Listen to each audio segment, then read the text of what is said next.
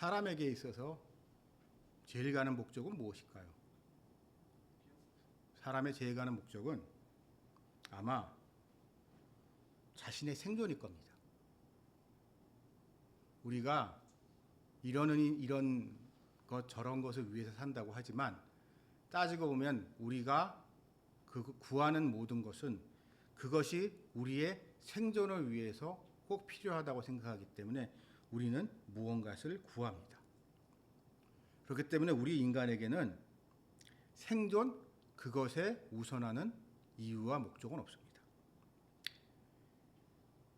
그러면 우리가 생존이라는 문제에 있어서 우리는 어떤 영향을 받을까요? 생존이 최우선되는 인간이기 때문에 인간은 익숙한 것, 하던 것, 그것을 벗어나지 않고 새로운 것에 도전하려고 하지 않습니다. 왜냐하면 새로운 것보다는 하던 것이 우리 생존에 보다 유리하기 때문이죠. 우리의 본능은 도전보다는 변화하는 것보다는 하던 것 그대로 지내는 것 그것에 매달리게 돼 있고 그래서 구원이라는 문제에 있어서 영적인 문제에 있어서도 똑같은 자세를 표합니다. 많은 분들과 이야기를 나눠보면 자신의 영혼의 문제에 대해서 구원의 문제에 대해서 삶의 본질적인 문제에 대해서 고민하시는 분들 많이 있습니다. 교회를 안 다니신 분조차죠. 그러니까 우리가 그런 거를 우리 교회 다니는 사람들, 믿는 사람들에 많이 가지고 있다고 생각하기 쉬운데 아니에요. 교회 안 다니신 분들도 똑같은 고민들을 하고 계십니다. 그런데 그분들은 왜 교회에 못 오실까요? 그분들 마음속 깊은 곳에 낯선 것에 대한 두려움이 있기 때문입니다. 그래서 이러한 우리의 본능으로 말미암아 하나님께서는 우리를 때로는 변화하지 않으면 기존의 것을 포기하지 않으면 안 되게끔 우리를 아주 매몰차게 몰아붙이실 때가 있습니다. 그런 상황이 돼야지만 그 사람들은 결국 잘못됐던 자신의 과거에서 벗어나 이제 새로운 구원의 길, 생명의 길로 들어서기 때문이죠. 이는 아마도 이 초대교회, 그러니까 신약 성경의 배경이 되던 초대교회 사람들에게도 그 시대의 사람들, 그 중에서도 특히 그 시대를 살았던 유대인들에게, 유대교 신자들에게 더 절실했을 겁니다. 그들은 아주 모순적인 태도를 취하고 있었어요. 오실 메시아, 그 오실 메시아를 정말 간절히 기대하고 있었습니다. 여러분, 우리가 구약 성경을 읽게 되면요, 구약 성경에서 메시아, 구세주라는 것이 등장하긴 등장하지만 이스라엘 사람들, 구약 백성들은 그렇게 그 구원자에 대해서 그렇게 막 간절히 바라는 게 없었습니다. 보다 현실적인 부분에 관심이 많았죠. 근데 이제 신구약 중간기 과정 중에 이제 이스라엘 사람들이 이런 일이 저런 일이 겪으면서 이스라엘 사람들은, 유대인들은 점점 더 그 구약에서 언급하고 있는, 구약에서 말씀하고 계시고 약속하신 그 메시아, 그리스도, 구세주에 대한 기대를 할 수밖에 없는 상황이 된 거죠. 그리스도가 와야지, 메시아가 와야지 우리가 이 처참한 상황에서 벗어날 수 있다는 그런 절박함이 그들에게 일명 이제 메시아 대망 사상이라는 게 퍼지게 됐고, 그러한 기대 속에서 등장하신 게 예수님인데 막상 그들이 그토록 바랬던 메시아가 이 세상에 왔을 때 이스라엘 사람들은 그 메시아 그리스도를 받아들이기를 거부합니다. 왜냐하면 그 그리스도의 모습이 자기네들에게 익숙했었던, 자기네들이 생각했었던 그러한 모습과는 거리가 먼, 그들이 그러면서 그들에게 이전과는 다른 변화를 요구했기 때문에 어찌 보면 대표적인 우리가 잘 아는 이 오늘 말씀의 주인공의 사도 바울과 같은 사람일수록 그 예수님을 거부한 거죠. 그리스도가 저런 분일 리가 없어. 하나님이 보신 메시아라면 저럴 리가 없어 라는 생각을 하면서요. 그렇게 많은 유대인들은 오신 메시아를 거부하는 상황 속에서 이제 복음이 전해지는 겁니다. 많은 사람들이 그리스도를 믿게 됐습니다. 이것으로 말미암아 이제 점점 유대교 교회는, 그리스도인들은 이 로마 제국의 상황 속에서 좀 특수한 위치에 놓이게 됩니다. 그들에게는 이제 선택의 시간이 다가왔습니다. 여러분이 신약 성경의 로마서를 비롯한 바울 서신서를 읽다 보게 되면 바울 서신서의 내용이 좀 달라지는데, 내용이 조금 뭐라고 딱 설명하기는 힘든데, 뭐가 이렇게 일관된 부분도 있지만 바울 서신서 내에 이렇게 약간 온도 차이 같은 게 느껴지는 부분이 많은데요. 그것은 이 사도 바울이 사역했었던 이 기간 동안에 이 상황 속에서 로마 제국 내에서의 교회의 위치가 바뀌었기 때문이죠. 자, 처음에 그리스도인들은 아주 소수였습니다. 아주 소수였기 때문에 그들에게는 존재감이 없었어요. 그래서 그들은 자신들이 유대교의 일파다라고 생각을 했습니다. 즉, 예수 그리스도는 구약에서 예언하신 메시아고, 그래서 구약과의 연관성을 강조합니다. 왜 그랬냐? 그들은 이 로마 제국 내에서 자유로운 활동을 하기 위해서는, 신앙생활을 하기 위해서는 그들이 유대교와 같은 거라는 것을 입증해야 될 필요가 있었어요. 그 당시 로마 제국 내에서 유대교는 좀 독특한 위치에 있었습니다. 자, 로마 제국이 막 성장을 합니다. 로마 제국이 막 성장을 하면서 이탈리아 중부에서던 이 로마 제국이 점점점 성장하면서 이제 지중해 동쪽으로까지 그들의 세력이 확장이 되고, 이제 유대인들이 사는 이 팔레스타인 지역 또한 로마 제국의 일부로 편입돼야 되는 그런 상황이 됐을 때, 뭐 거기 여러 가지 역사적인 이제 배경이 있는데요. 유대인들이 로마 제국에 요구했던 것은 딱 한 가지입니다. 우리의 종교적 특수성, 종교적 자치권만 인정해달라. 즉, 그러면 우리가 너에게 로마 제국에게 무조건 항복하겠다 라고 해서 BC 63년에 로마 제국의 폼페이우스, 시저 아시죠? 시저의 라이벌이었던 폼페이우스가 예루살렘에 무혈 입성을 하고, 한마디로 피 한 방울 흘리지 않고 그 지역을 그냥 로마 제국에 복속시킵니다.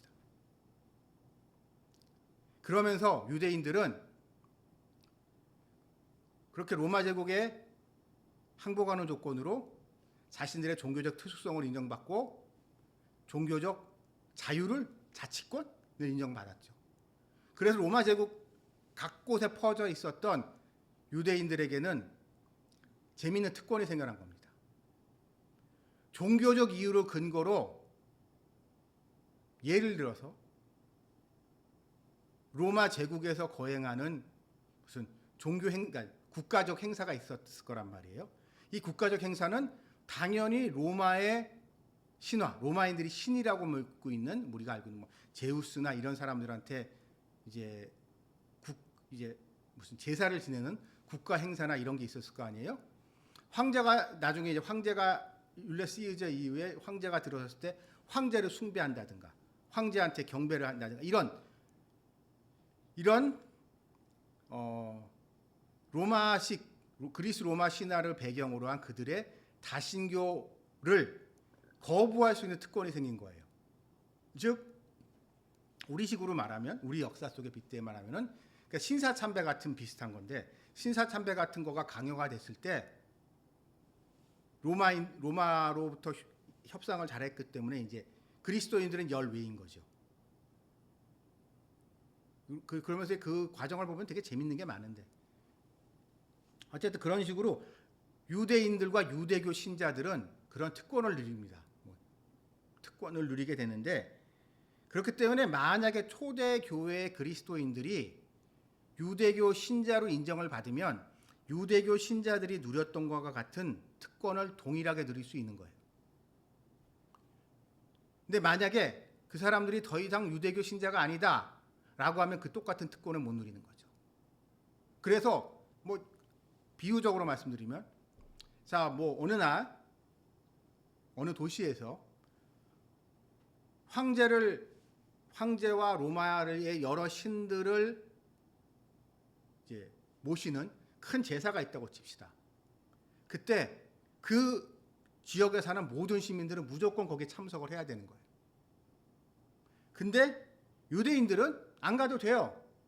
나는 유대인이고 유대교 신자니까 나 안 가. 우리는 안 하기로 했지? 그러니까 거기서 자유로울 수 있는 거예요. 근데 이 그리스도인들은 만약에 이 유대인으로 인정이 된다면 거기 안 가도 되지만 유대인이 아니다, 유대교 신자가 아니다라고 하게 되면은 거기를 가야 할 의무가 생기는 거죠. 그러면 유대교 신자라는 증거는 과연 무엇일까요? 이 사람이 유대교 신자야 아니야. 기준이 뭘까요? 가장 결정적인 기준. 할례입니다. 그래서 할례가 중요한 거예요. 좀 까놓고 얘기해서 이제 쉽게 말씀드리면 이런 거예요. 나 유대인이어가지고 못 가는데요? 라고 했을 때 어떻게 했을까요? 아래 까봐. 바지 내려봐. 너 할례 했구나. 너 유대인이야. 너 빠져. 너 안 가도 돼. 이런 상황인 거예요.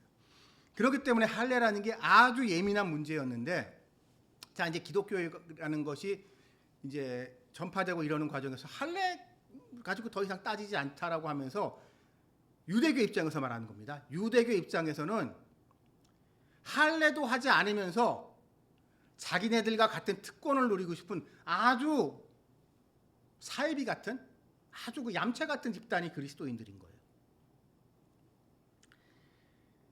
그러니까 이 두 집단 사이의 갈등이 자꾸 생겨나는 겁니다. 근데 이 와중에 많은 적지 않은 이 기독교 신자들은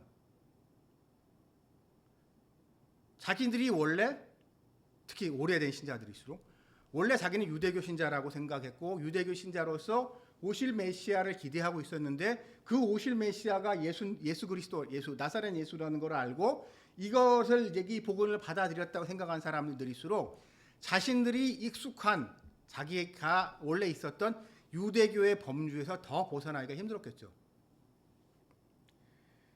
그래서 그러한 갈등이 그런 사람들과 이제 이 할례 문제가 겹치면서 교회 내에서 갈등이 생겨났는데 이 와중에 이제 사도 바울은 어떻게 보면 가장 강경파라고 해야 되나요?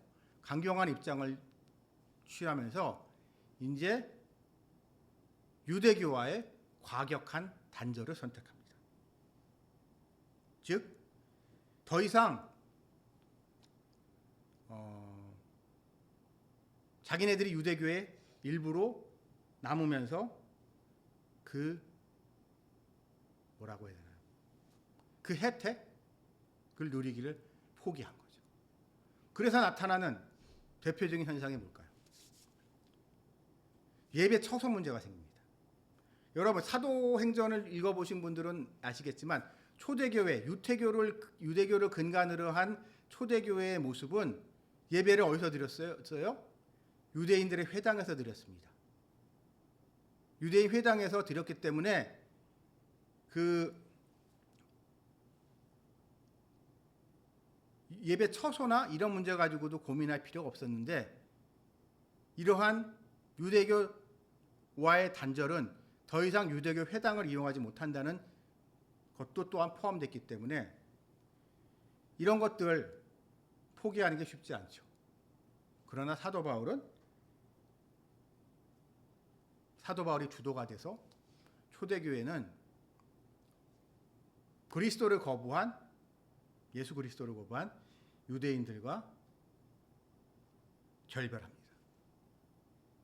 아마 그것 때문에 초대교회는 오랜 기간 동안 제국의 박해를 받았고 지하교로 숨어 있을 수밖에 없었고 그런 힘든 시간을 보내야만 했습니다만 이것을 통하여 결국 우리가 알고 있는 하나님의 몸된 교회, 참된 교회가 이 땅에 세워지게 된 겁니다. 저는 이 모습이 재현됐던 게 한국교회의 초기 모습이었던 것 같아요. 자, 조선시대 때 기독교, 우리가 말하는 개신교는 말할 것도 없고 개신교 이전에 있었던 이제 서학이라는 이름으로 중국에서 접했던 천주교, 우리 큰 범주에서 그리스도교라는 거 봅시다. 기독교, 그리스도교라고 볼 수 있는데 이 기독교가 조선에서 박해받았던 이유 왜 그렇죠? 왜 박해받았죠? 지금만 생각하면 아무것도 아닌 제사 문제입니다. 제사? 기독교인들은 죽어라 하고 제사를 지내려고 하지 않았고 근데 유교 성리학 이 지배 이념이었던 조선에서는 이 조상 제사가 결국 가장 핵심 가치였기 때문에 이 별것도 아닌 조사 제상 문제를 가지고 이 기독교를 그렇게까지 박멸하기 위해서 난리를 쳤지만 우리의 믿음의 조상들은 끝까지 제사를 거부했습니다. 개인적인 얘기입니다만 저희 집안도 저희 중조할아버지께서 처음 교회를 다니시기 시작했던 지금부터 120년도 한 130년 전 얘기겠네요.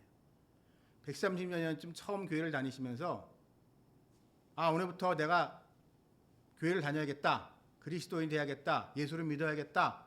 라고 하시고 난 다음에 처음 하셨던 행동이 어느 날 갑자기 집에 들어오셔서 집 뒤에 있었던 사당을 때려 부시고 거기에는 위패를 다 태워버리신 거였다고 하더라고요. 지금 와서 보면 아무것도 아닌 것 같지만 그게 그 당시로서는 정말 큰 결단과 결단의 증거였던 시절이었습니다. 그래서 저는 이런 생각을 한번 해봅니다. 교회가 좀 이 제사 문제에 있어서 조금 유도리 있게 나갔으면 어땠을까? 그러면 이게 이 선비들, 성약자들하고 그렇게 크게 충돌이 일어났을 일도 없는데 왜 그거 가지고 그랬는지 좀 이렇게 타협의 여지는 없었을까? 라는 생각을 해봤습니다만 돌이켜보면 이 땅에서 기독교는 제사 문제에 있어서 이건 우상숭배다라고 하면서 목에 칼이 들어와도 진짜 목에 칼이 들어와도 순교를 당하니 한에 있더라도 제사 못 지내겠다고 단호한 결단을 했던 그것이 결국 오늘날의 한국 교회를 있게 했다고 생각합니다. 왜냐하면 조상 제사를 안 지낸다는 것은요, 단순히 그런 형식적인 문제가 아니에요. 이것을 통해서 과거와 단절하겠다는 거예요. 과거와.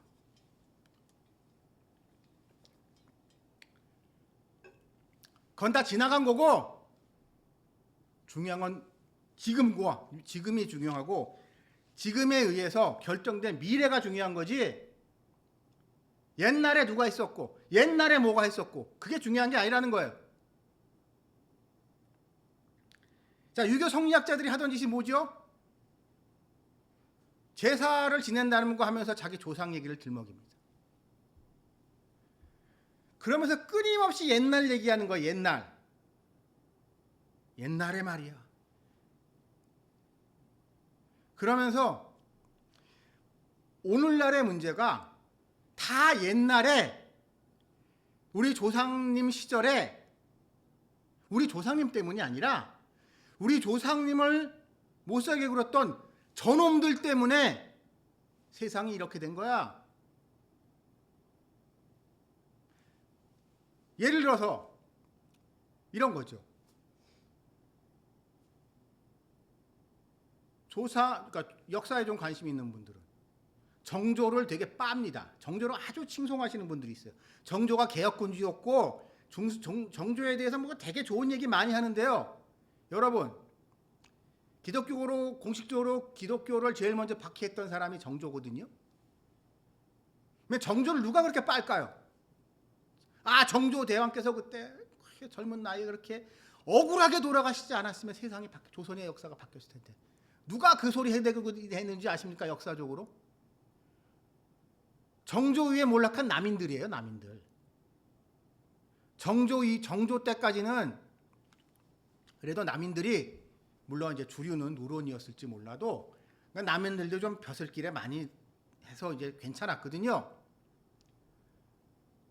정조는 나름 이제 평책을 한다고 하면서 이제 남인 사람들도 등용을 했기 때문에. 근데 정조 이후에 남인은 벼슬에서 씨가 말라버리고 다 몰락하게 되니까 결국 남인의 후예들이 그 말도 안 되는 후예들을 해야 되는 거예요. 정조 시절, 정조 대왕 시절까지 좋아요.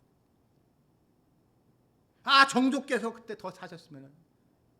그러면서 나오는 게 그때 정조가 독살 당했다는 그런 얘기까지 해당하면서. 그러니까 우리 조선이 이게 정조 때까지는 우리 조상 몇 대 조상께서 이렇게 벼슬을 하실 때까지는 그래도 조선이 괜찮은 나라였는데 정조 대왕께서 돌아가시고 저 노론들 말이야, 노론들의 세상이 되고 난 다음에 조선이 망가지기 시작했어 라고 하면서 끊임없이 조상 이야기를 하면서 현재의 불만을 가지고 남 탓하고 이 문제를 어떻게 해결할지에 대해서 하는 게 아니라, 저는 그래서요, 일명 역사 덕후들 내지는 이런 사람들 저 정말 싫어합니다. 제가 역사를 모르는 사람이 아니에요. 지금 제가 얘기하는 건 제가 역사를 모르나요? 역사를 몰라서 하는 얘기가 아니에요. 역사는 역사일 뿐이에요. 근데 역사를 좋아하다 보면 사람들이 빠지게 되는 오류가요, 과거가 현재를 지배한다는 생각 속에서 현재의 문제를 과거에서 찾으려고 해요. 말은 그럴듯한데요, 그거 같이 무책임한 게 없어요. 이 땅에서 외놈들이 물러나간 지가 언젠데 아직도 친일파 타령하고 있는 놈들, 한심한 놈들. 모든 사회적 이 사회, 이 땅의 대한민국의 모순과 문제점은 다 친일파 때문이다라는 식으로 하면서 비겁한 겁니다. 이러한 과거, 이러한 사고방식이 극단적인 유교적 사고방식이라면 조상 제사와 함께 맞물리는 이러한 사고방식을 단호하게 끊어버리고 우리는 지나간 일은 지나간 거고 오실 메시아를 기대하면서 오셨던 메시아한테 감사하는 마음을 가지면서 오실 메시아를 기다리면서 지금을 견디며 살자. 지금을 살자. 다시 오실 것이니까 지금 어려움이 있더라도 버티고 작은 거에 감사하고 그러고 살자. 이게 기독교적 세계관이거든. 이런 식으로 세상의 사고방식이 완전히 바뀐 겁니다. 이게 별거 아닌 것 같아도 여러분, 이랬기 때문에 일제시대 때 끝까지 친일을 거부하고 일제에 저항했던 사람들 중에 기독교인들 내지는 기독교와 비슷한 세계관을 가지고 있는 공산주의자들만 끝까지 일제에 저항할 수 있었습니다. 왜? 일제의 패망은 정해져 있는 역사의 순리라고 생각했기 때문에. 지금 당장 눈앞에 상황을 보게 되면 일본이 도대체 망할 것 같지는 않지만, 일본이 너무 강력해 보이지만 우상숭배를 일삼고 있는 그리고 믿음의 신실한 종들을 박해하고 있는 저 패역한 무리들은 하나님께서 분명히 심판하실 것이다. 불심판으로 심판하실 것이다 라고 믿었기 때문에, 확신했기 때문에 기독교인들은 끝까지 일제를 거부할 수 있었고, 공산주의자들은 플로레타 혁명은 역사의 필연이라고 생각했기 때문에 그 두 집단만 일제를 끝까지 거부할 수 있었어요. 여러분, 이 땅에 왜 유교 성리학자들이 몰락했는 줄 아십니까? 여러분, 독립운동가 중에 유교 성리학자들이 있는 줄 아세요? 거의 없어요.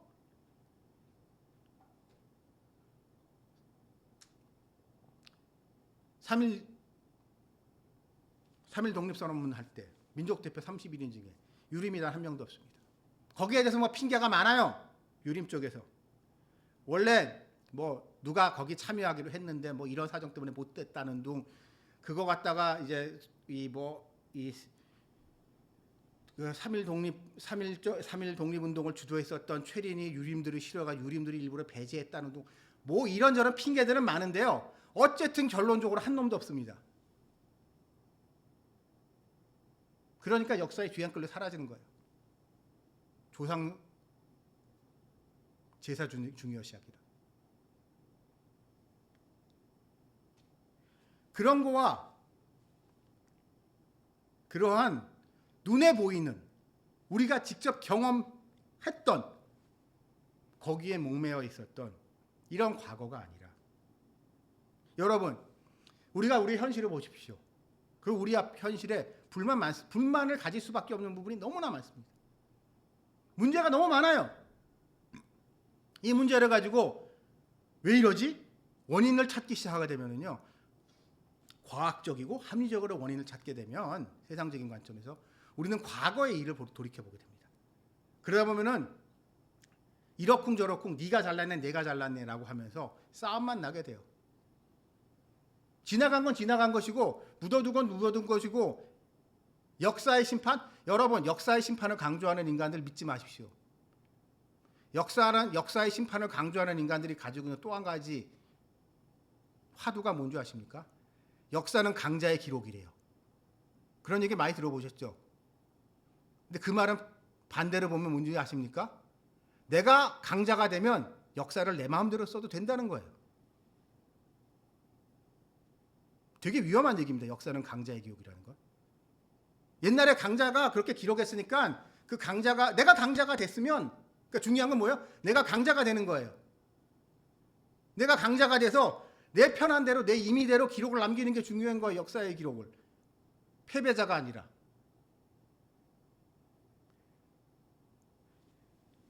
그런 과거지향적인 사고에서 벗어나서 그리스도가 오심으로 십자가와 부활을 통하여 이전 것은 다 지나간 거예요. 구원은 십자가와 부활을 통하여 단 한 번에 다 끝났어요. 우리는 그거로 만들어진 천국 잔치에 참여하느냐 안 하느냐만 우리에게 남겨져 있는 거예요.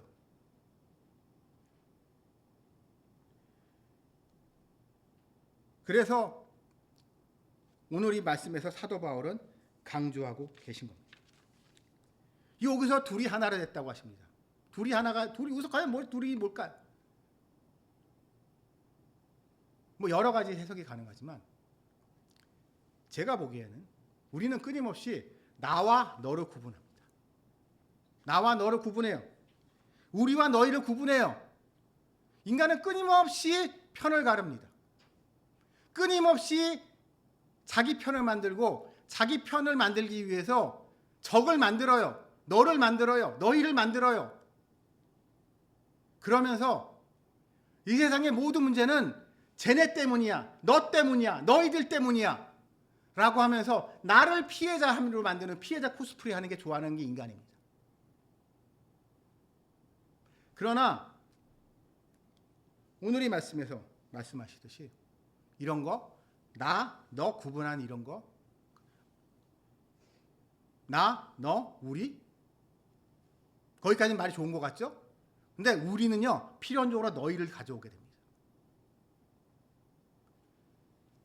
그런 식으로 편가르기 하고 하면서 스스로 면죄부를 발행하려고 하는 우리의 이 못된 습성. 그래도 내가 쟤보단 낫잖아요. 쟤가 얼마나 나쁘는데. 라고 하면서 다 쟤 때문이에요. 라고 하는 이러한 것들을 다 버리고 거기서 벗어나서 십자가 예수님이 성취하신 그 생명의 길로 생명의 굴이 앞에 놓여 있고 그 생명의 길로 가야 한다. 가자는 것이 오늘 이 말씀에 사도 바울이 우리에게 말씀하시고 계신 중요한 가르침이 아니신가 싶습니다. 우리가 그렇게 하나가 됐을 때 결국 성령께서 우리를 아버지께 인도하십니다. 그리고 그것을 통하여 우리는 다시 오실 그리스도 말씀하신 미래 그 시간을 기다리고 기대하면서 오늘 하루 우리에게 주어진 이 시간을 보다 은혜롭고 기쁘게 때로는 어렵고 힘들지라도 견뎌내면서 그 주님을 기대하며 살아가시는 여러분들이 되시기를 주님의 이름으로 축원합니다.